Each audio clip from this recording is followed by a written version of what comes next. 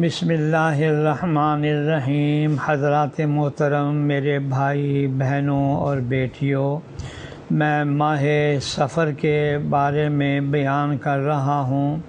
اسلامی سال، اسلامی کیلنڈر کا پہلا مہینہ محرم الحرام ہے، وہ شروع ہوتا ہے۔ اب یہ دوسرا مہینہ صفر المظفر جو ہے وہ چل رہا ہے۔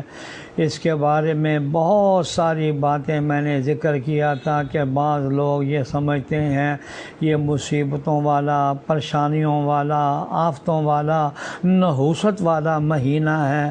میں نے بخاری شریف کی روایت آپ کو سنائی تھی کہ قرآن کریم کے بعد اصح الکتب بعد کتاب اللہ البخاری، قرآن کریم کے بعد سب سے صحیح ترین کتاب جس پر امت کا اجماع ہے وہ صحیح بخاری ہے۔ اور میں نے سنایا تھا کہ حضرت صلی اللہ علیہ وسلم کا ارشاد عالی لا عدوى ولا سفر ولا حامہ، یعنی اللہ کے حکم کے بغیر ایک شخص کی بھی بیماری دوسرے کو خود بخود لگ جانے کا عقیدہ۔ اور پھر سب سے جو بڑی بات جو میں بیان کرتا ہوں، فرمایا ماہ سفر کو نحوست کا یہ عقیدہ جو ہے اس کی کوئی حقیقت نہیں، یہ سب بے حقیقت باتیں ہیں۔ ماہ سفر کے بارے میں لوگوں میں مشہور غلط عقائد و نظریات کہ اس مہینے کی آخری بدھ کا نظریہ بھی ہے کہ اس بدھ کو نبی اکرم سرور دو عالم صلی اللہ علیہ وسلم کو بیماری سے شفا ملی اور آپ نے غسل صحت فرمایا، لہذا اس خوشی میں مٹھائیاں بانٹی جاتی ہیں، شیرینی تقسیم کی جاتی ہے۔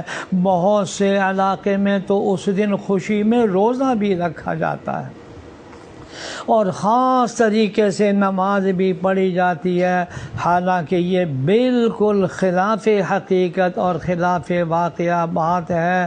اس دن تو نبی اکرم صلی اللہ علیہ وسلم کے مرض وفات کی ابتدا ہوئی تھی، نہ کہ مرض کی انتہا اور شفا۔ یہ افواہ اور جھوٹی خبر دراصل یہودیوں کی طرف سے آپ کی مخالفت میں آپ کے بیمار ہونے کی خوشی میں پھیلائی گئی تھی اور مٹھائیاں تقسیم کی گئی تھی۔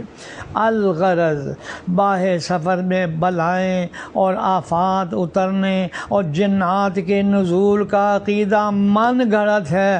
اللہ تعالیٰ کی تقدیر و تاثیر میں زمانے کو کوئی دخل نہیں، اس لیے ماہ سفر بھی دیگر مہینوں کی طرح ایک مہینہ ہے۔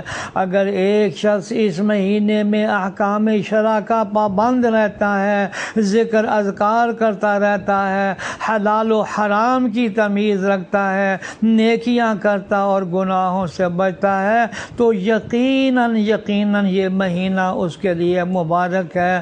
اور دوسرا شخص اس مہینے میں گناہ کرتا ہے، جائز و ناجائز، حلال و حرام کی تمیز مٹاتا ہے، حدود اللہ کو پامال کرتا ہے، تو اس کی بربادی کے لیے اس کے اپنے گناہوں کی نحوست ہی کافی ہے۔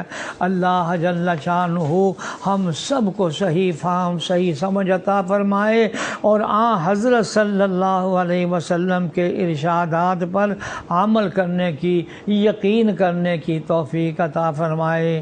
آمین یا رب العالمین۔